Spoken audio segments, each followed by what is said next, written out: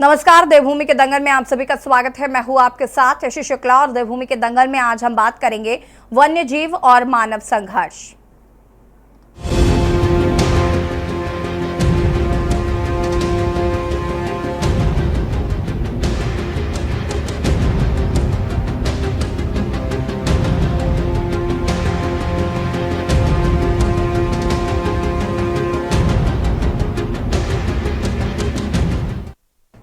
उत्तराखंड में मानव वन्य जीव संघर्ष लगातार बढ़ रहा है। पहाड़ों के बाद मैदानी क्षेत्रों में लगातार जंगली जानवरों का आतंक देखने को मिल रहा है। राजधानी देहरादून में पिछले एक माह से गुलदार की दहशत में लोग जीने को मजबूर हैं। गुलदार ने पहले देहरादून के राजपुर क्षेत्र से एक बच्चे को आंगन से उठाया। इसके बाद फिर देहरादून में दोस्तों के साथ नदी में खेल रहे 12 साल के बच्चे पर गुलदार ने हमला कर दिया।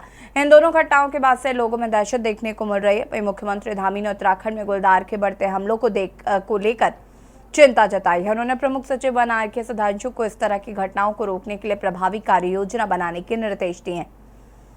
इन सब के बीच उत्तराखंड सरकार ने वन्यजीवों के हमले के बाद मिलने वाले मुआवजा राशि को भी बढ़ा दिया है। सरकार ने वन्यजीवों के हमले से मौत पर अब 6 लाख रुपए मुआवजा देने का फैसला लिया है। बता दें कि राज्य में मानव वन्यजीव संघर्ष में मृतकों के परिजनों को अब तक 4 लाख रुपए दिए जाते थे, जिसे बढ़ाकर 6 लाख किया गया, जबकि ऐसे मामलों में पूरी तरह से अपंग होने वालों को 3 लाख रुपए की आर्थिक सहायता दी जाएगी। वहीं कांग्रेस ने सरकार से मुआवजा राशि और बढ़ाने की मांग की है। साथ ही कांग्रेस का आरोप है कि वन विभाग की ओर से मानव वन्यजीव संघर्ष को रोकने के लिए कोई कार्य नहीं किया जा रहा, जिससे ये घटनाएं रुक नहीं रही हैं। वहीं कांग्रेस ने देहरादून में घूम रहे गुलदार को न पकड़े जाने पर वन विभाग की कार्यप्रणाली पर सवाल खड़े किए। सवाल यह है कि आखिर कब उत्तराखंड में मानव वन्यजीव की घटनाएं रुकेंगी। आज इसी मुद्दे पर चर्चा करेंगे। उससे पहले रिपोर्ट।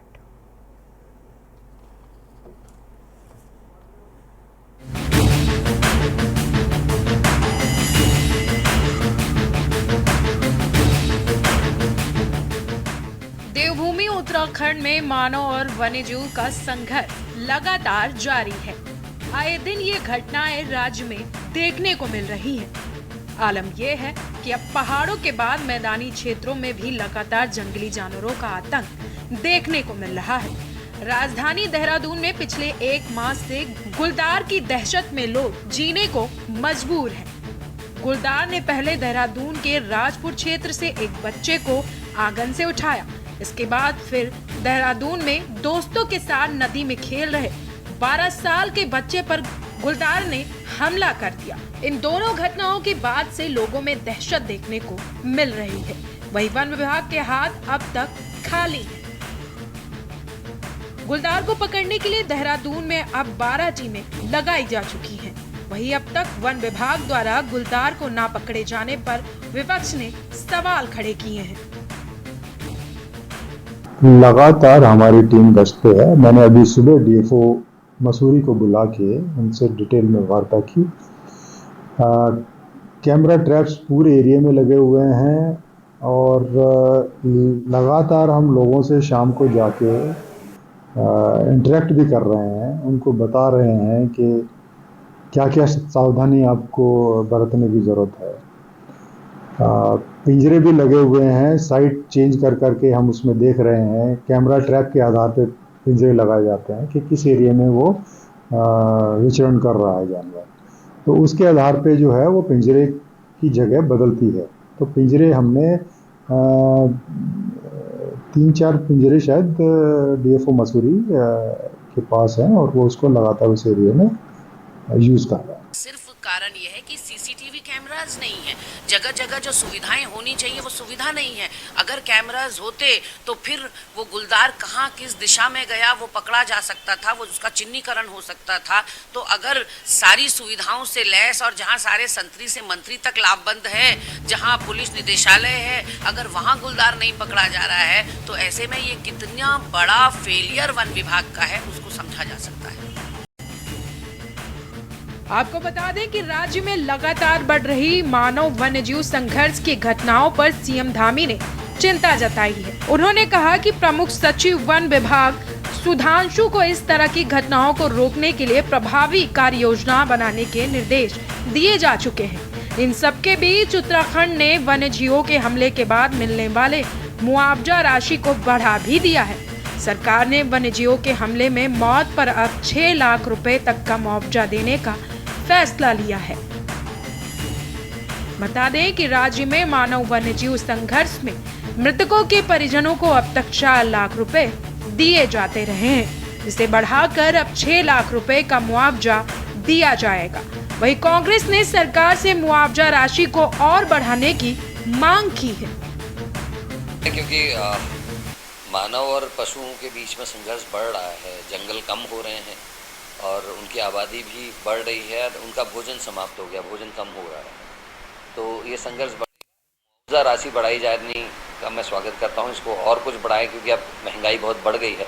4-5 लाख 6 लाख रुपए कुछ नहीं होता, जिससे कम से कम परिवार अपनी रोजी रोटी के लिए कोई व्यवस्था कर सके, ऐसे इतना कम से कम उसको होना चाहिए। सरकार में माननीय मुख्यमंत्री श्री पुष्कर सिंह धामी जी के कोई भी कार्य को अगर आप देखेंगे तो वो जनता के हित को लेते हुए, जनता के हित को सर्वोपरि मानते हुए ही उन्होंने अभी तक सारे कार्य किए हैं। उसी तरीके से ये जो वन्य जीवों का हमला हुआ है जनता पे, उसको लेकर भी उन्होंने जो मुआवजा राशि बढ़ाई है वो भी काफ़ी सराहनीय रही है और इससे ये साबित होता है कि उन्हें हर किसी की चिंता रही है, चाहे वो कोई भी विभाग हो, कोई भी परेशानी हो जनता की, वो उस चीज़ों को संजीदगी के साथ लेते हैं और उनके साथ खड़े रहते हैं। इस प्रकार से अरण्य खत्म हो रहे हैं, वन खत्म हो रहे हैं और हम धीरे धीरे जानवरों के घरों तक पहुंच गए हैं। तो ये जो आए दिन परिणाम सामने आ रहे हैं, जिसमें हमले देखे जा रहे हैं, बच्चे घायल हो रहे हैं, महिलाएं घायल हो रही हैं, जो हमले जानवरों द्वारा हो रहे हैं, ये इसका मुख्य कारण भी हम ही हैं कि हमने उनके क्षेत्र में अतिक्रमण किया है। मुआवजा बढ़ा देने से मुझे लगता है कि ये चीज़ रुकने वाली नहीं है।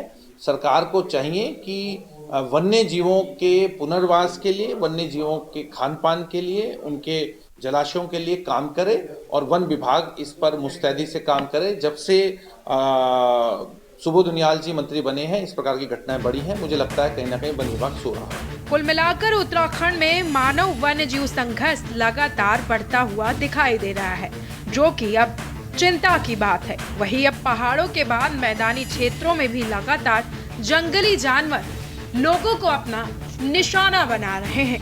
वहीं पिछले 1 माह बाद भी गुलदार के ना पकड़े जाने पर लगातार सवाल खड़े हो रहे हैं। खुद मुख्यमंत्री पुष्कर सिंह धामी बढ़ते मानव वन्य जीव संघर्ष पर चिंता जता चुके हैं। ऐसे में क्या वन विभाग अब इस संघर्ष को रोकने की दिशा में कोई काम करेगा या नहीं?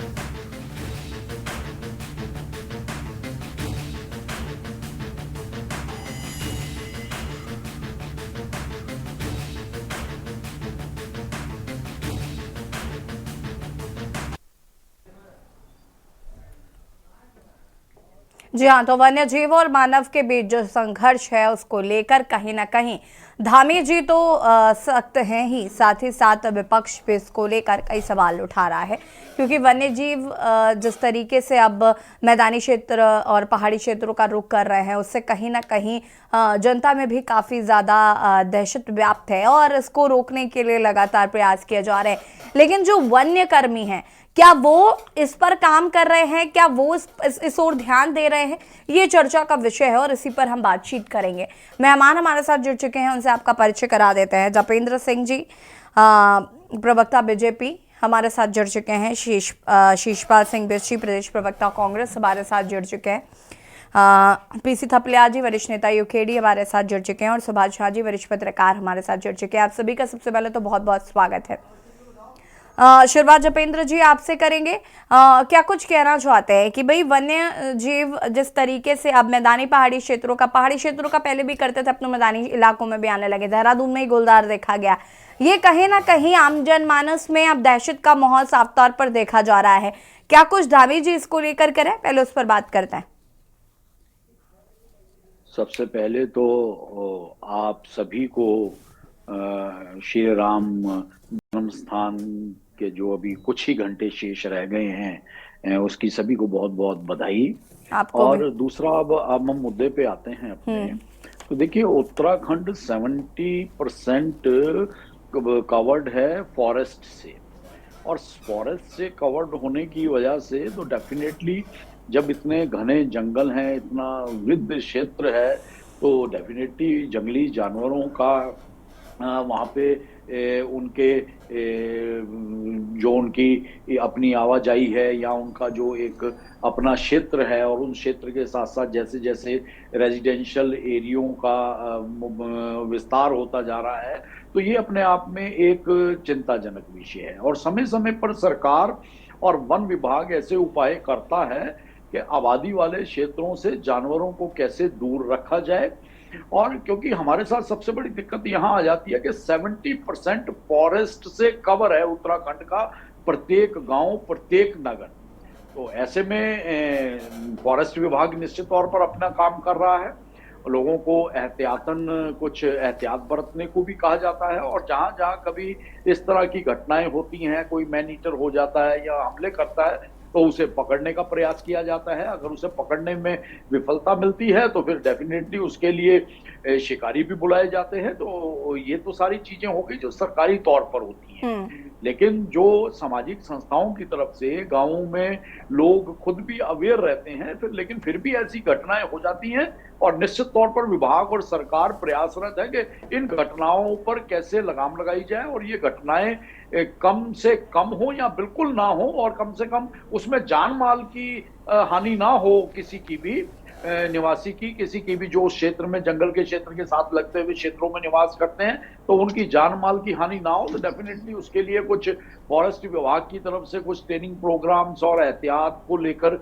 जो आगे योजनाएं हैं, तो उनसे निश्चित तौर पर जनता को अवगत करा के उनसे जोड़ने का काम किया जाएगा। ठीक है, शीशपाल जी क्या कुछ कहना चाहते हैं? वन्य जीवों का खतरा अब कहीं ना कहीं साफ तौर पर बढ़ता जा रहा है, और इसको लेकर धामी जी काफ़ी ज़्यादा चिंता में भी हैं, और इसको लेकर वो काम भी कर रहे हैं। क्या कहना चाहते हैं?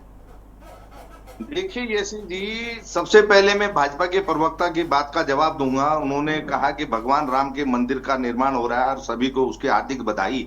मैं भी भाजपा प्रवक्ता को बधाई दूंगा, और साथ ही ये निवेदन भी करूंगा कि जो हमारे सनातन की धुरी हैं, चारों पीठों के शंकराचार्य, उनके आदेश का पालन भारतीय जनता पार्टी करे, और जो धर्म सम्मत जो प्राण प्रतिष्ठा है विधि विधान से शंकराचार्यों के मार्गदर्शन में हो। और रही यहाँ पर आदमखोर के हमलों की बात, तो भाजपा के प्रवक्ता ने कहा कि कभी कभी जो है ये हमले हो रहे हैं, ये कभी कभी नहीं हो रहे, ये लगातार हो रहे हैं। देहरादून में ही आप देखिए कि जो इस महीने की घटनाएं है, एक 4 साल के बालक की जो है जान चली गई, और जो है अभी एक 12 वर्षीय बालक पर जो है गुलदार ने हमला किया। 6 महीने पहले आपको याद होगा यशी जी, हमने इस पे डिबेट भी की थी, सैंसपुर क्षेत्र में एक 4 वर्षीय बालक की जान चली गई थी। मुख्यमंत्री जी ने तब भी चिंता व्यक्त की थी। पिछले ही साल पौड़ी के रिखणीखाल ब्लॉक में 1 महीने तक जो है कर्फ्यू लगा रहा, बाघ का इतना ज्यादा आतंक था। और अभी पिछले महीने जो है कुमाऊं क्षेत्र में 4 महिलाओं पर जो है बाघ ने हमले किए, उनकी जानें उसमें चली गई। तो ये लगातार हो रही है और दिन प्रतिदिन हो रही है, इतनी संख्या इसकी बढ़ रही है कि अब तो गिनती करना भी मुश्किल हो रहा है। और सरकार कह रही है कि साहब हमने जो है मुआवजा राशि बढ़ा दिया। अरे भाई, जान की क्या कीमत हो सकती है आप बताएं ना। जो वन्य जीव और मानव संघर्ष रोकने के पैरामीटर है, आखिर उसका पालन क्यों नहीं हो रहा? केंद्र सरकार का भी इसमें जो अनुदान होता है, जो राशि उसमें खर्च की जानी चाहिए, वो उसमें खर्च क्यों नहीं की जा रही है? और वन्य जो सुरक्षा कर्मी है, वो बेचारे तो अपनी जान पर खेल करके पूरी मुस्तैदी से काम करते हैं, लेकिन उनको जो सुरक्षा के उपकरण हैं, जो उनको सेफ्टी गार्ड दिए जाना चाहिए, वो आप दे नहीं रहे हैं। जो उसके लिए जो है बीट वॉचर जो बनाई जानी चाहिए, जो मचान बनाई जानी चाहिए जगह जगह पर, वो बनाई नहीं जा रही है। अब तो जो है बाघ की हिम्मत इतनी बढ़ गई है कि वो बिल्कुल सचिवालय के बगल तक ही जो है आ गया है। तो जब राजधानी में ही लोग सुरक्षित नहीं है, तो आप हमारे इस दुर्गम पर्यटन क्षेत्र की स्थिति का ये सीधी अंदाजा लगा सकती हैं। लोग घरों से निकल करके अपने रोजमर्रा के लिए काम के लिए जाते हैं, लेकिन लौट के नहीं आते। हमारे बच्चे स्कूल पढ़ने जाते हैं, लेकिन लौट के नहीं आते। उन माओं की स्थिति का आप अंदाजा लगा दीजिए, जो अपने लाल को जो अपने सामने होता हुआ दिखती है, उनकी जो है सामने से बाघ जो है बच्चों को उठा के ले जा रहे हैं। ये जो 4 वर्षीय बालक की अभी इसी महीने ये घटना घटी, और जो 6 महीने पहले सैंसपुर में घटी थी, माँ के सामने बाघ जो है इन दोनों बच्चों को उठा के ले गया। और तब भी जो है सरकार कह रही साहब हमने मुआवजा बढ़ा दिया। अरे भाई, वन महकमा 100 कह रहा है, उस पैसे का हिसाब भी तो आप जनता को दीजिए जो वन्य जीव और मानव संघर्ष रोकने के लिए आता है। भाई आप उस पैरामीटर का पालन नहीं करें। जो है मलिक साहब पीसीसी अब बयान देके जो है अपनी कर्तव्य की इतिश्री समझ रहे हैं, और वहीं पर जो है प्रमुख सचिव जो बन है वो भी जो है बयान देके अपने कर्तव्य की इतिश्री समझ रहे हैं। इन लोगों से पूछिए ना, एसी कमरों से निकल के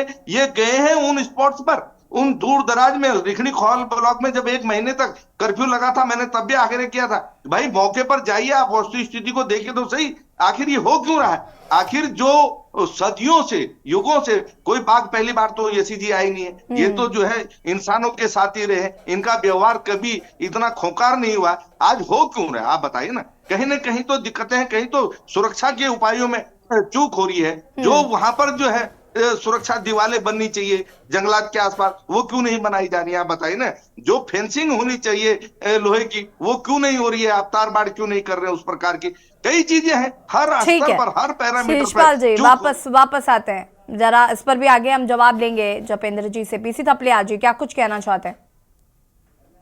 मैडम, हमने ये सोच के राज्य की लड़ाई लड़ी कि यूपी की राजनीति हमारी पीड़ा को नहीं समझ पाती, लेकिन दुर्भाग्य ये है कि यूपी की राजनीति के एजेंट आज सरकार में हमको गवर्न करते हैं और उनको ये नहीं मालूम कि एक्चुअल में जो जनता की पीड़ा है वो कौन सी नवज से वो इसको हल कर सकते हैं, उनको नहीं मालूम, अनुभवहीन।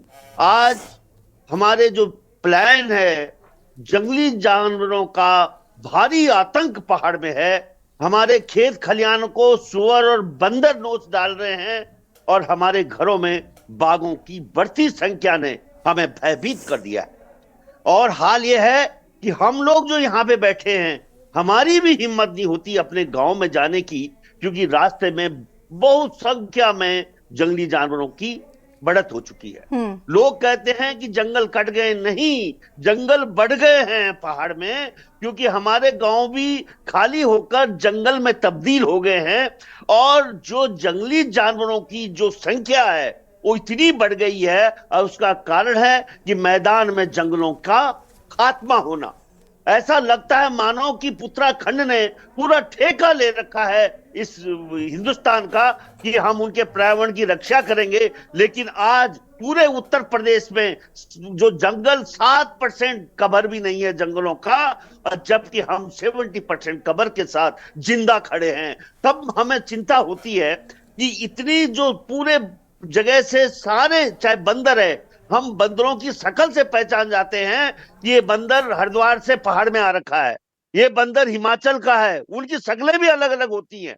इसी तरह से जानवर जगह जगह से हमारे उत्तराखंड में, क्योंकि उत्तराखंड एक अनाथ राज्य है, यहाँ की राजनीति की सीधा नजर दिल्ली के मठाधीशों की तरफ है, और कभी यूनिफॉर्म सिविल कोड की बात करता है और कभी राममय बना देता है। अभी पूरा उसको कोई नहीं कि कितने लोग मर जाए इन हमलों से, बस राम राम से पूरा जाम हो रखा है मेरा देहरादून। हे भगवान, सद्बुद्धि दो इनको कि राम के मैं से इस पौष के महीने में कोई भी हिंदू ये बड़ा दुख से झेल रहा है इनको कि किस तरह से इस समय पूरा राम में देहरादून बना रखा है, और दूसरी तरफ से बाघ का, गुलदार का हमला आतंकित किया हुआ है इस देहरादून को।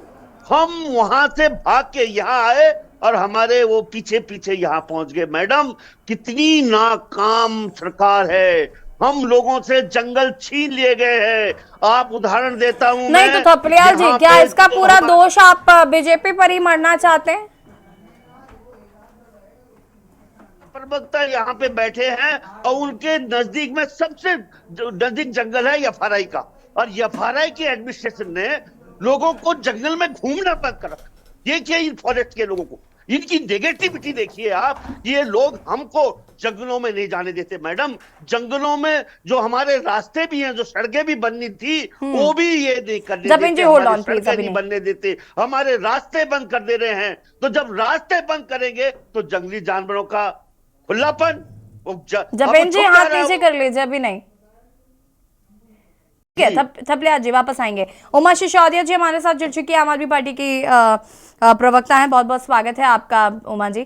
क्या कुछ कहना चाहती है जो वन्य जीव और जो मानव संघर्ष है जिसका जिक्र किया जा रहा है? देखिए, क्योंकि ये लगातार बढ़ता जा रहा है, दहशत बहुत ज्यादा है लोगों में। और धामी जी, कहीं ना कहीं ये लगातार आ रहा है कि भाई वो प्रयास कर रहे हैं, भले ही वो सफल हो रहे हैं नहीं हो रहे हैं वो बात का विषय है, लेकिन वो प्रयास कर रहे हैं। क्या उनके प्रयास नजर आ रहे हैं? वन्य जीव संघर्ष और मानव संघर्ष जो है ये एक छोटा आसान मुद्दा नहीं है जिसे हम 1 घंटे की डिबेट में बैठकर सुलझा पाए या हम कुछ ऐसे कार्य कर पाए कि जिससे कि ये संघर्ष एकदम से खत्म हो जाए। ये बहुत बड़ा मसला है और बहुत सालों से चला हुआ आ रहा मसला है। आप ये देखिए कि विश्व की सबसे बड़ी आबादी का देश, विश्व की सबसे बड़ी जनसंख्या का देश, आज जिस तरीके से जनसंख्या विस्फोट हिंदुस्तान में है उससे सीधा प्रेशर जो है वो वन्य जीवों के जो घर हैं उन पर पड़ रहा है। आप ये सिंपल समझिए कि जो जंगल के आसपास की जो जमीनें हैं वहां तक इंसान पहुंच गया है अपने घर बनाते बनाते और हमने एक स्पीशीज को, हमने जानवरों की हजारों स्पीशीज को, सिर्फ चलिए ये तो गुलदार है, ये हम पर हमला कर रहे हैं तो हमें नजर आता है, लेकिन हमने हजारों स्पीशीज को इस समय खतरे में डाल दिया है क्योंकि हम उनके घरों के अंदर पहुंच गए, हम उनके घरों के अंदर पहुंच गए हैं। क्या सरकार की कोई पॉलिसी है कि जंगल से कितनी दूर तक मकान होने चाहिए? मैं इस समय विधोली क्षेत्र में हूं और मैं देख रही हूं बिल्कुल जंगल से सटे हुए लोगों के मकान हैं। कोई सरकार की पॉलिसी नहीं है कि पीछे जंगल है बिल्कुल उससे लगे हुए आपके मकान बन रहे हैं और उसके बाद हम कहेंगे कि गुलदार ने हम पर हमला कर दिया। गुलदार ने हम पर हमला नहीं किया, हम गुलदार के घर में घुसे हैं तो वो अपनी रक्षा के लिए हम पर हमला कर रहा है, जो कि वाकई में अफसोसनाक है। और सरकार को सबसे पहले तो इन जंगलों के पास जो लोगों ने मकान बनाए हैं या वहां पे जो प्लॉटिंग्स हो रही हैं, जो अवैध प्लॉटिंग वहां पर हो रही है, उन पर सरकार की क्या नकेल कसी जाएगी, सबसे पहले तो सरकार को ये बताना है हम क्यों घुस रहे हैं जंगलों में जाके, हम कैसे अपने जो कृषि भूमि है नहीं या उसमें R3 हो जाती है और किस तरीके से MDDA का खेल जो है इन जमीनों पे चल रहा है वो सबको मालूम है। और हम लोग दोष दे देते हैं गुलदारों को। भाई वो तो जंगली है, उनको नहीं हम समझा सकते। हम मनुष्य हैं, हम विवेकशील हैं, हम खुद को तो समझा सकते हैं कि हमें कहाँ पर मकान बनाने हैं, कहाँ तक आबादी को पहुंचाना है और कहाँ तक आबादी को नहीं पहुंचाना है। सिर्फ 6 लाख रुपए का मुआवजा दे देना या 3 लाख रुपए का मुआवजा दे देना से ज्यादा ना, उसकी माँ से पूछिए। लेकिन सरकार की कोई पॉलिसी नहीं है, सरकार कहीं रोकती नहीं है किसी को।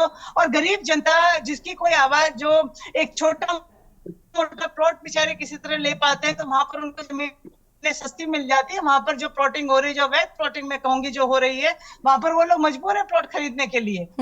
ये बहुत बड़ा मसला है मैम, ये इतने आसानी से सुलझने वाला मसला नहीं है कि धामी जी रोक नहीं रहे हैं। धामी जी क्या करेंगे? धामी जी ने तो कर दिया कि मैं 6 लाख रुपए मुआवजा दे दूंगा मैं, लेकिन धामी जी को जो पॉलिसी बनानी चाहिए, जिसके जिक्र अभी थपलियाल जी ने कहा, पूरे देश के जंगल खत्म हो गए हैं, जानवर कहाँ जाएंगे? जानवर यहीं घुसेंगे आगे उत्तराखंड में, और यही हम लोग झेलने के लिए मजबूर है उन जानवरों के हमलों को। उत्तराखंड की आबादी किस तरीके से बढ़ रही है, सरकार का कोई चेक नहीं है। उत्तराखंड की डेमोग्राफी किस तरीके से चेंज हो रही है, सरकार का कोई चेक नहीं है।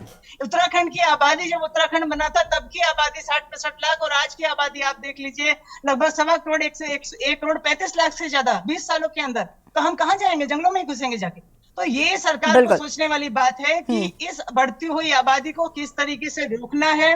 उत्तराखंड में जो शहर हैं, जो गांव हैं, वहां पर वो जंगलों।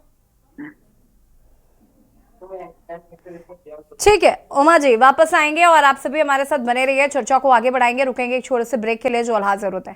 ब्रेक के बाद एक बार फिर से आप सभी का स्वागत है और देवभूमि के दंगल में आज हम बात कर रहे हैं वन्य जीव और मानव संघर्ष। चर्चा इसी पर मेहमान हमारे साथ लगातार बने हुए हैं।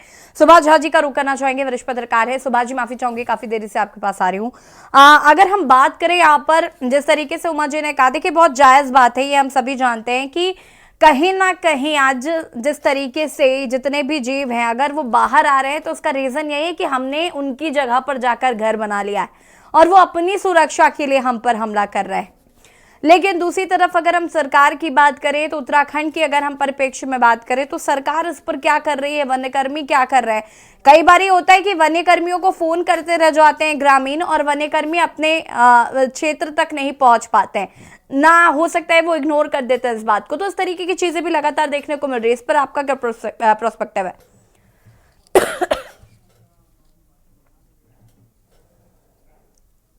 सुभाष अनम्यूट कीजिए। इतना गंभीर है।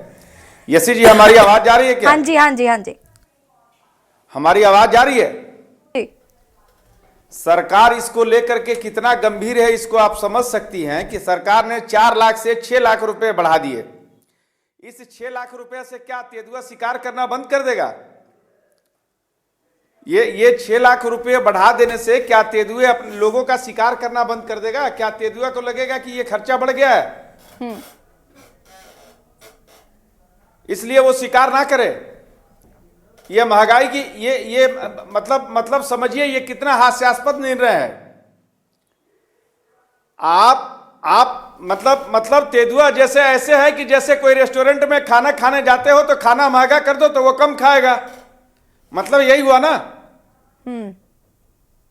सवाल ये उठता है कि आप सुरक्षा के इंतजाम कैसे बढ़ेंगे, इस पर गौर करें। आप इस पे गौर करें कि तेंदुआ अपने भोजन के लिए जंगल से शहर तक आ गया, जंगलों से। इस मसले को समझिए, ये हमारी बहन उमा सिसोदिया ने ठीक कहा कि 1 घंटे का मसला नहीं है। आप समझिए ये कितना हास्यास्पद निर्णय है। जैसे कोई रेस्टोरेंट में खाना खाने जाता हो तो 100 रुपए से 150 रुपए प्लेट बढ़ा दो, इसलिए क्या वो कम खाएगा? तो ऐसा है क्या कि तेंदुआ 4 लाख से 6 लाख करने से वो शिकार कम कर देगा कि भाई साहब उत्तराखंड सरकार के ज्यादा खर्च हो रहे हैं हमारे ऊपर? ऐसा नहीं है। ये सीधा मसला ये है कि यहाँ कैमरे जितने हैं जंगलों में, वो कैमरे काम नहीं कर रहे हैं। आपके पास वन विभाग में जितनी रिक्त पद हैं वो भरे नहीं जा रहे हैं। छोटे छोटे जो वन में जो निगरानी करने का काम होता था, वो काम में जो संख्या बल होनी चाहिए वो संख्या बल नहीं है। तीसरा सबसे बड़ा जो कारण है वो ये है कि जगह जगह जी जंगल जो है जलाए जा रहे हैं। यहाँ अभी फरवरी मार्च का महीना आएगा, मार्च के महीना से जंगलों में आग लगने की घटना बढ़ जाएगी। और यहाँ आग लगने की घटना यहाँ घटना नहीं होती है, यहाँ साजिश होती है। और साजिश के तहत वन माफिया जो है जंगल में आग लगाते हैं और वनों को काटा जाता है। उसके बाद अब जाहिर है जब उसके रहने की जगह को खत्म किया जाएगा, जब लोग पलायन करके शहर की तरफ बढ़ रहे हैं, तो वो बेचारा कहां जाएगा? जंगल उसका खत्म हो रहा है तो वो भी आ रहा है शहर में। मुख्य बात यह है जिस पर सरकार गौर नहीं कर रही है। दूसरी बात, जो पहले जानवर लोग पालते थे गांवों में, तो जानवर पालते थे तो तेंदुआ जानवर का शिकार करके अपना पेट भर लेता था। जंगलों में जानवर होते थे तो उससे तेंदुआ अपना शिकार कर लेता था। अब जब जंगलों में जानवर की कमी हो रही है, जानवर कम हो रहे हैं, तो जाहिर है जब जानवर उसकी खुराक जब कम होगी, उसके भोजन के इंतजाम कम होंगे, फिर वो क्या करेगा? मूल सवाल ये है। दूसरा बात, वन विभाग को इस पर सीरियस होना चाहिए। सरकार उसकी संख्या बल बढ़ाए, सरकार निगरानी करे, इस पर कोशिश किया जाना चाहिए। और उल्टा ये तकिया कलाम ये हो गया कि 4 लाख से हमने 6 लाख कर दिया जी, यानी अब जो तुमको खाएगा तो 4 लाख के बदले 6 लाख हम दे देंगे, तुम चुप हो जाना। ये कोई जवाब हुआ क्या? ठीक है जपेन जी। हम सभी साथी वक्ताओं की बात को सुना। आरोप प्रत्यारोप का तो दौर चलता ही रहता है। क्या जंगली जानवरों की इस तरह के हमलों की घटनाएं कांग्रेस सरकार में नहीं हुई या अन्य समय में नहीं हुई? तो ये एक प्राकृतिक, इसे हम इंसिडेंट के तौर पर देखा जाना चाहिए। सरकार के पास, विभाग के पास पर्याप्त संख्या में फॉरेस्ट नहीं, तो जपेंद्र जी, ये जो अवैध प्लॉटिंग का मसला है ये प्राकृतिक तो नहीं है। हम जंगलों में घुसते चले जा रहे हैं, ये मुझे नहीं लगता ये प्राकृतिक है। ये तो इंसानी चीजें हैं ना, कि इंसान जाकर अवैध प्लॉटिंग कर रहा है, जंगलों को काटा जा रहा है, वनों को काटा जा रहा है। आपके एक सेकेंड, आपके सीसीटीवीज काम नहीं कर, wait for a minute please जपेन जी, सीसीटीवीज काम नहीं कर रहे हैं आपके। वन्य कर्मियों को जो सुरक्षा के मानक के तौर पर जो भी उनके उपकरण होते हैं वो उनके पास है नहीं, मौके पर वो पहुंचते नहीं हैं, जगह जगह पर जो पिंजड़ा लगाना चाहिए या जो चीजें होती हैं वो भी नहीं की जा रही है। तो सर ये किसकी जिम्मेदारी है? ये भी प्रकृति की जिम्मेदारी है क्या? यशी जी, सब किया जाता है। पर्याप्त संख्या में स्टाफ है, उपकरण हैं, उन्हें सुविधाएं दी जाती हैं। आज अगर सरकार जंगल के किनारे की भूमि में भूमिधर के रहने और बसने में रोक लगा देती है, तो यही विपक्षी दल हल्ला मचाएंगे कि भाई हर व्यक्ति शहर में आके तो जमीन खरीद ही नहीं सकता। तो अगर उसके पास जंगल के किनारे जमीन है तो उसने कौन सा गलती कर दी? उसकी जमीन है, वो अगर बना के रहना चाह रहा है तो उसे रहने दिया जाए। तो ये तो वो समस्याएं होगी जो जो राजनीतिक रूप से विपक्ष के पसंदीदा विषय हैं, लेकिन हम उन पे नहीं जाएंगे। अगर हम उन पे बहस करने लग जाएंगे तो ये बहस जो है निरर्थक हो जाएगी। तो हम नहीं चाहते कि इसका सार्थक स्वरूप निकलकर सामने आए। सरकार की, विभाग की कार्यप्रणाली जो है वो जनता को समझने का प्रयास करे आपके माध्यम से। तो पर्याप्त फॉरेस्ट गार्ड भी हैं। अब रही मुआवजे की बात, तो मुआवजा इसलिए बढ़ाया गया कि जनता के बीच में से ही आवाज थी कि भाई ये घायलों को या जहां हानि हो जाती है तो ये मुआवजा पर्याप्त नहीं है। तो सरकार ने बड़ा दिल दिखाते हुए वो मुआवजा बढ़ा दिया माननीय मुख्यमंत्री जी ने। अब इसका मतलब ये तो है नहीं कि विभागीय कर्मचारियों को लेकर या नीतियों को लेकर हम सरकार हाथ पे हाथ रख के बैठी है या विभाग काम नहीं कर रहे। हाँ ठीक है, कहीं चूक हो सकती है, मान सकते हैं। बहुत हृदय विदारक घटनाएं हुई हैं, किसी माँ के सामने से जानवर उसका बच्चा उठा के ले जाए तो ये इस दुख को हम महसूस कर सकते हैं, समझ सकते हैं। तो निश्चित तौर पर इन्हीं सभी चीजों को देखते हुए इसी के अंतर्गत निश्चित तौर पर कुछ ठोस योजनाएं बन रही हैं ताकि भविष्य में पूरी तरह से मॉनिटरिंग को और कैसे सख्त किया जाए, विभागीय अधिकारी और स्टाफ फील्ड में किस तरह से ज्यादा समय देकर इन घटनाओं को रोकने का एडवांस में मूवमेंट का पता लगा सकेंगे कि किस तरफ इन जानवरों की मूवमेंट है, उसके आसपास आबादी वाले क्षेत्र कैसे हैं, वहां पहले से कैसे लोगों को चौकन्ना करा जाए, कैसे से क्या उपाय किए जाए।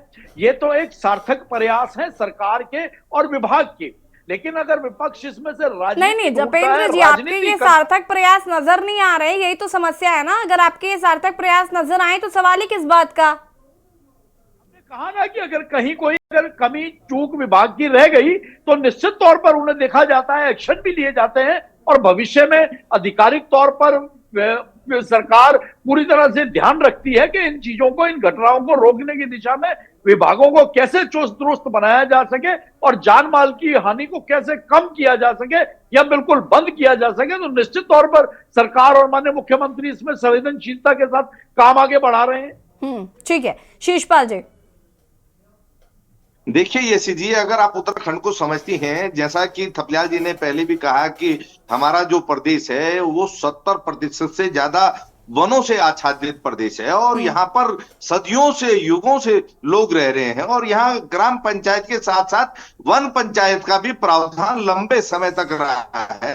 और जो वन पंचायतें थी वो जो है इस सारी व्यवस्थाओं को देखती थी, किस तरीके से मानव और वन्य जीव संघर्ष को रोका जाए, वनों के अवैध कटानों को रोका जाए। आज की डेट में वन पंचायतें समाप्त है, उनको जो है पुनर्जीवित करने के लिए कोई प्रयास ही नहीं हो रहे हैं। ये लंबे समय से जो मांग है, ये जो सारा मामला है ये सीधे सीधे जो है भ्रष्टाचार का मामला है, क्योंकि केंद्र की भी बड़ी फंडिंग इसमें होती है, राज्य सरकार का भी बजट है कि किस तरीके से वन्य जीव और मानव संघर्ष रोका जाए। लापरवाही हो रही है विभागीय स्तर पर, जैसा मैंने पहले भी आपको कहा, साफ तौर पे कह रहा हूं कि आप बाइट कर लीजिए जो वन्य सुरक्षा कर्मी है कि उनको जो है सेफ्टी गार्ड मिल रहे हैं क्या, उनको सुरक्षा के उपकरण मिल रहे हैं क्या, जहां पर जो है बीट वॉचर की जो है वो बननी चाहिए, मचान बननी चाहिए, वहां पर बनी हुई है क्या। वो बेचारे अपनी जान बचाएं या दूसरे की जान बचाएं, उनको अपनी जान के खुद लाले पड़े हुए। तो ये जो विभागीय भ्रष्टाचार है ये अब चरम पर है। और भाई मैंने पहले भी कहा कि प्रमुख सचिव हैं या जो ये पीसीसी है, मुख्य वन संरक्षक हैं, इन्होंने कितना जो है पहाड़ में, पर्वतीय क्षेत्रों में, दूर दराज में वन क्षेत्र का और जो है जहां पर आबादी के क्षेत्र का दौरा किया, कहां पर उन्होंने जो है उन क्षेत्रों को चिन्हित किया, उन पॉइंटों को चिन्हित किया जहां से जो है वन्य जीव जो है मानव बस्तियों में आ रहे हैं और जो है वो लगातार जो है इंसानों को अपने हमले का शिकार बना रहे हैं। तो ये तो लगातार पूरे प्रदेश की समस्या है। ये अल्मोड़ा की भी समस्या है, ये पिथौरागढ़ की भी समस्या है, चमोली की भी है, रुद्रप्रयाग की भी है, पौड़ी की भी है, अब तो राजधानी देहरादून में भी आप, हल्द्वानी में आप देख लीजिए, लगातार यही समस्या है। तो इस समस्या का सरकार सही तरीके से आकलन नहीं कर रही है। इसके लिए समुचित जो है आपको उपाय जो है अपनाने पड़ेंगे। और यसी जी कोई नई नीति बनाने की आवश्यकता नहीं, पहले से नीति बनी हुई है। यह है कि लापरवाही हो रही है। अगर आप सेफ्टी मीटर का सही तरीके से अगर पालन करें तो निश्चित तौर पर आपको इस तरीके की घटनाएं देखने को नहीं मिलेंगी। लेकिन क्योंकि अधिकारी एसी कमरों से बाहर निकलने के लिए तैयार नहीं है, मंत्री अपने जो है जपेन जी एसी कमरों से बाहर निकलने के लिए तैयार नहीं है। हाँ रुकेगा जी शीशपाल जी, जपेन जी आप जो है जपेन जी। जी शीशपाल जी, आप जरा थोड़ा सा ये खुलासा करें कि ये सेफ्टी पैरामीटर क्या है? ये सेफ्टी पैरामीटर की थोड़ी सी व्याख्या कीजिएगा। देखिए कुंवर साहब, आप मेरे ख्याल में बाद में डिबेट में जुड़ रहे, मैंने पहले अपने भाग में पहले साफ कर चुका हूं कि जो भी आप बोलिए सुरक्षा दीवार बननी चाहिए, जाली जो की फेंसिंग जो बस्तियों के पास लगनी चाहिए, जो आपको जो है वन्य जीव जिससे बस्तियों में ना आ सके, जो बीट वॉचर के लिए जो सुरक्षा के उपकरण होने चाहिए, जो हथियार उसके पास होने चाहिए, वो है कि आप बताए ना। सेफ्टी गार्ड है आपके फॉरेस्ट गार्ड के पास, और जो वन्य सुरक्षा कर्मी जो गार्ड है वहां पर किसी के पास नहीं है। सारे जो है आपके मंत्री और अधिकारी डकार ले रहे हैं उस फंड को, तो कहां से जो है आप उन पैरामीटर पे काम कर रहे हैं? आप तो लोगों की जान जा रही है, आप बोल रहे हैं। हमने तो पहले भी जो है मुआवजे की जहां तक बात है यसी जी, हमने तो कहा कि 25 लाख रुपए कम से कम मुआवजे की राशि होनी चाहिए जान जाने पर। आप कह रहे हैं कि आप जो है 2 और 4 का पाड़ा पड़ रहे हैं, तो लगातार आप जो है लापरवाही कर रहे हैं। वन पंचायतों को पुनर्जीवित कीजिए, वन पंचायतों को पुनर्जीवित करके सशक्त बनाइए, और देखिए उसके परिणाम निकलेंगे। करने का काम बंद करें। सरकार अपना काम करती है, विभाग अपना काम करते हैं, सेफ्टी पैरामीटर्स के ऊपर आप जंगलों में आग लगाइए, आप जो है अवैध रूप से वनों को कटाइए, शेरों की जगह वन माफिया घुस गए वहां आपके मंत्रियों के इशारे ठीक है। पर। Sheshpal ji wait for a minute please, ऐसे डिबेट नहीं होगी। अवैध कटान ठीक है, हो रहा था वहां पर, क्या कार्रवाई भी? थपलियाल जी। जी जपेन जी रुकिएगा, क्या कहना? हमारे जो प्राकृतिक संसाधन है उसमें सबसे धनी हम इसी जंगलों के थे, लेकिन जंगल भी आज माफियों की भेंट चढ़ गए हैं, और रेत बजरी सब जितना भी हमारा संसाधन है सब माफिया परस्त राजनीति ने अपने कब्जे में ले लिया है। दूसरा दुर्भाग्य हमारा ऐसा है कि हम दिल्ली के नजदीक हैं, और जो भेड़िए के रूप में जानवर एक गेस्ट के रूप में यहाँ आ रहे हैं, उनको हैंडल करने के लिए विभाग कम पड़ गया है। आपने देखा होगा कि आज वन विभाग जिसने कि लोगों को बचाव करना था, वो उन भेड़ियों की आवाजाही में जंगलों में गेस्ट हाउस में, मैं खुद साक्षी हूं इस चीज का। और इससे बड़ा साक्ष्य क्या होगा आपको कि जंगल में बना वनांतर, आज वहां पे जिस भेड़िया ने अपना धावा बोला उसका नाम अंकिता की मम्मी ने बता भी दिया, उसके बाद भी उसके कॉल रिकॉर्ड नहीं खंगाले जा रहे। इससे बड़ा सबूत क्या चाहिए हमें कि किस तरह से ये लोग इतनी बड़ी संख्या में, इतने बड़े गेस्ट, इतना बड़ा अलमा कांग्रेस का पास नहीं था।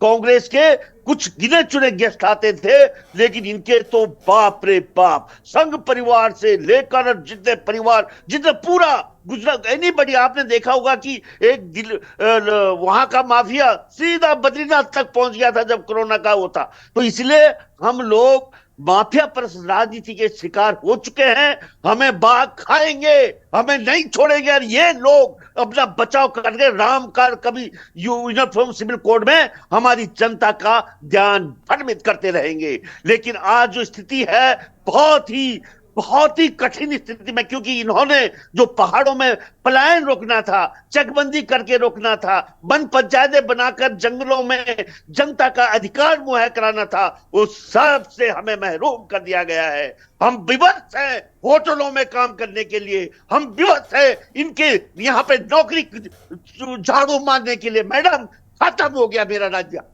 खत्म। इन लोगों ने बर्बाद करके रख दिया। ठीक है थपलिया जी, सारे संसाधन आप देखिए, इवन जो ट्रॉलीज लग रही हैं सारे वहां पे, उसको भी इन्होंने अडानी को दे दिया ऑपरेट करने के लिए। थपलिया जी वापस आते हैं। उमा जी सुन पा रही हैं आप? मैडम हद कर दी है, कहीं का नहीं छोड़ा हमें। उमा जी सुन पा रही है? देखिए सल्यूशन पर बात करें तो ज्यादा बेहतर होगा, क्योंकि ये मुद्दा ऐसा नहीं है कि इस पर हम आरोप प्रत्यारोप चलाएं या इस पर आरोप प्रत्यारोप शुरू करें। मुझे लगता है सॉल्यूशंस पर बात करें तो ज्यादा बेहतर होगा। मैडम फॉरेस्ट विभाग कमजोर हो गया। ठीक है, वापस आते हैं आपके पास थपलिया जी। उमा जी फॉरेस्ट गार्ड में क्या हुआ था? यशी जी हम बीच में बोलना चाहेंगे। देखिए यशी जी, मैंने पहले भी आपके चैनल पर भी और मैंने तमाम दूसरे चैनल पर भी हमेशा इस बात को बोला है कि सरकार को एक सही आवास नीति लेकर आना बहुत जरूरी है, सही जनसंख्या नीति लेकर आना बहुत जरूरी है, क्योंकि ये सारी चीजें जो जिस पर आज हम लोग चर्चा कर रहे हैं, ये सारी चर्चाएं एक दूसरे के साथ जुड़ी हुई है। काश कि हमारी जनसंख्या हिंदुस्तान की इतनी ना होती और हमारी आवास नीति इतनी सॉलिड होती कि हमें पता होता कि हमने जंगलों से कितने किलोमीटर दूर तक हमें अपने आप को आबादी में रखना है, उसके बाद वहां पर आबादी क्षेत्र बनने ही नहीं देना है और वहां पर मकान बनने ही नहीं देने हैं। तो आज ये जिस विषय पे हम लोग चर्चा कर रहे हैं, शायद इस विषय पे हम लोग चर्चा ही नहीं कर रहे होते। तो ये एक बहुत बड़ा विषय है जिसपे कि सरकार को तत्काल एक नीति बनाने की आवश्यकता है कि हम कहां तक अपनी आबादी, अपनी जो किनारे की जो हमारी जो जमीनें होती हैं, उनको हम कहां तक अपनी आबादी घोषित करते हैं। अगर मैं बात करूं अभी जो नया मास्टर प्लान है, देखिए मसूरी में पहले हमें लगता था कि मसूरी रोड जो है बड़ी हरी भरी है, बहुत हरा भरा यहाँ पर है। आप ये देखिए नए मास्टर प्लान में कितनी सारी जमीनों को वहां पर R3 कर दिया गया है। कोई जरा इन MDDA वालों से पूछे कि भाई तुमने क्यों देहरादून को तुम फैलाए जा रहे हो, क्यों तुम R3 कर रहे हो, क्यों तुम नए मास्टर प्लान में पूरे देहरादून को, अगर बीजेपी से मैं बात करूं, बीजेपी कहेंगे विकास हो रहा है। भाई ये विकास हो रहा है? ठीक है जपेन जी, विकास के नाम पर कहीं ना कहीं जो उत्तराखंड की धरोहर है वो नष्ट होती हुई नजर आ रही है, पूरी तरह से विनाश है। सरकार को कहीं ना कहीं तो कंट्रोल करना पड़ेगा, कहीं ना कहीं तो रोकना पड़ेगा कि जो अनियंत्रित विकास के नाम पर जो हम लोग पूरे देहरादून को और पूरे उत्तराखंड की जो हरियाली है उसको खत्म कर रहे हैं, वन्य जीवों को खत्म कर रहे हैं, बढ़ता जा रहा है। कहीं ना कहीं तो उसको रोकना होगा, इसको चेक करना होगा। सरकार ने एक MDDA नाम का विभाग बनाया है जिन्होंने ये कहा, ध्यान दिलाना चाहती हूँ यशी जी, आज उन फ्लैट्स की क्या स्थिति है, सरकार की जो योजनाएं हैं उनकी क्या स्थिति है। आप कंडोली की तरफ आकर देखिए, देहरादून में जो यहाँ पर एकता विहार में जो फ्लैट्स बने हुए हैं इनके MDDA वालों के सारे बिल्कुल ऐसे लगते हैं देखने में जैसे 50 साल पुराने फ्लैट्स होंगे। कोई उनमें जो मटेरियल लगाया गया है वो इतना खराब स्थिति का लगाया गया है, इतना भ्रष्टाचार इस विभाग में है। आप एक सही नीति बनाइए, जो प्राइवेट बिल्डर्स हैं, जो लोग हैं, उन सब की बैठा के आपको एक सामूहिक जिम्मेदारी तय करनी चाहिए, एक बैठक उनके साथ होनी चाहिए। अगर आप प्राइवेटाइजेशन कर रहे हैं तो आप इस निर्माण कार्य में भी प्राइवेटाइजेशन कीजिए, लेकिन सरकार के कंट्रोल के साथ और ईमानदार कंट्रोल के साथ। मैं उसकी बातें नहीं कर रही हूँ कि आप पैसा खिला दो उसके बाद जो मर्जी आके आप बना दीजिए, जहां तक भी आप चाहे आबादी घोषित करवा लीजिए MDDA में पैसे खिलाकर, जहां तक भी आप चाहे जंगलों को काट दीजिए, एक पेड़ काटिए, एक पेड़ की परमिशन लीजिए, 20 पेड़ काट दीजिए।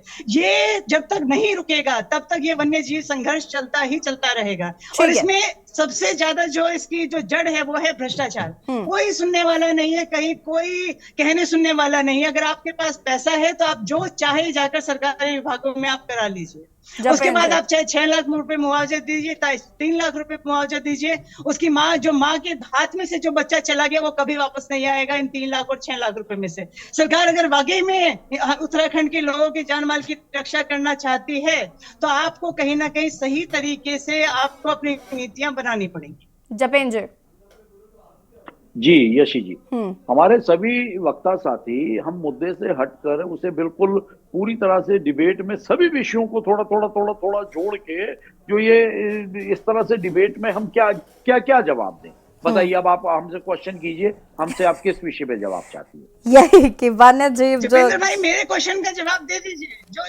जो ये आप कृषि भूमि की जमीनों को लगातार R3 और लगातार आबादी में कर देते हैं, उनका कोई नॉर्म है आपके पास? कोई क्या नियमावली है, कैसे कर देते हैं आप लोग? यशी जी बताएं। यशी जी क्या सवाल है आपका? यशी जी, उमा जी आपसे पूछ रही है ना कि आप मेरे मुंह से ही सवाल सुनना चाह रहे हैं? उमा जी ने तो विषय को बिल्कुल पूरी तरह से चेंज कर दिया। नहीं, उमा जी ने पहले देखिए, उमा जी ने शुरुआत में ये बात कही थी कि ये 1 घंटे का सिर्फ का मसला नहीं है और वो थोड़ी चीजें ही हैं जो कहीं ना कहीं इनडायरेक्टली इन्वॉल्व हैं इसमें। लगी हुई जो जमीनें हैं वो सारी आपने आबादी घोषित कर दी है, वहां तक मकान बन गए, इसके पीछे का दोषी कौन? देखिए उमा जी ना, आप सरकार में उमा जी बस हो गया उमा जी सुनिए, उमा बहन सुनिए ना, सुनने की भी क्षमता रखिए।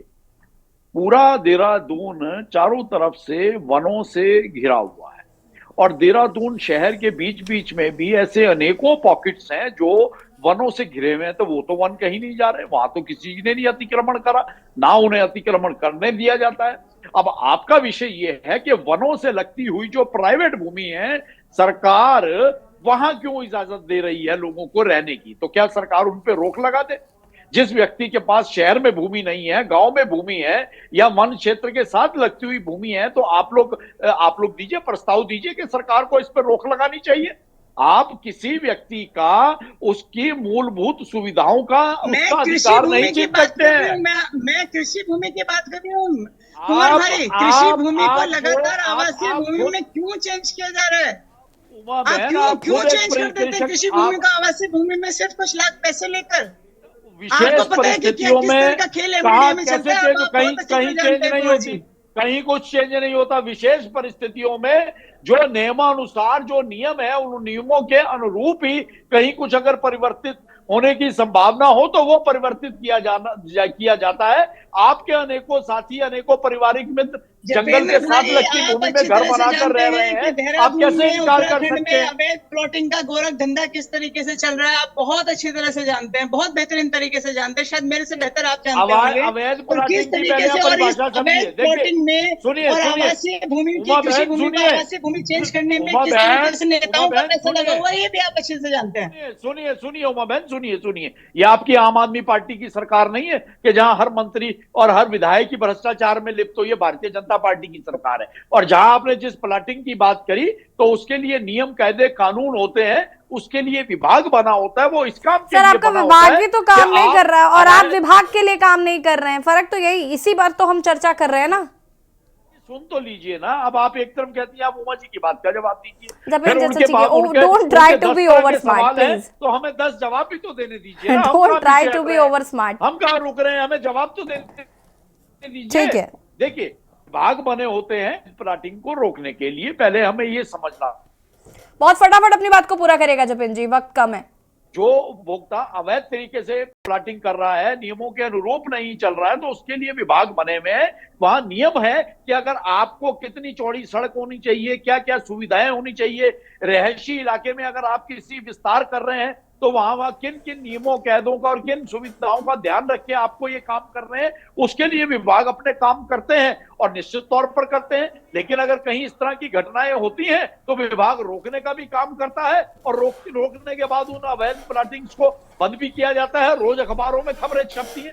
लेकिन हमारे विपक्षी साथियों को पता नहीं क्यों भारतीय जनता पार्टी की सरकार से इतनी एलर्जी है कि इन्हें भारतीय जनता पार्टी के अच्छे काम नजर। चलिए ठीक है जपेंद्र जी, सभी सवालों के जवाब लेने का वक्त मेरे पास फिलहाल नहीं है और हम उम्मीद करते हैं कि इसका सोल्यूशन जल्द से जल्द सरकार देगी। सुभाष जी का रुख कर लेते हैं। सुभाष जी, अंतिम प्रतिक्रिया इस मसले पर आपकी लूंगी मैं। देखिए, बड़ी सीधी बात है, सरकार अपनी मशीनरी बनाए, कैमरों को ठीक करे, उसके बाद अवैध प्लॉटिंग जो है वन विभाग के इर्द गिर्द जो लोग बस रहे हैं उस बसाव को रोकने का उपाय सोचे, तभी जाकर के ये रुकेगा, नहीं तो फिर ऐसी घटनाएं आए दिन होती रहेंगी। आप सभी का बहुत बहुत शुक्रिया चर्चा में शामिल होने के लिए। और देवभूमि के दंगल में आज हम बात कर रहे थे मानव संघर्ष और वन्यजीव के बीच जो चल रहा है वो कहीं ना कहीं लगातार खतरे की ओर इशारा कर रहा है।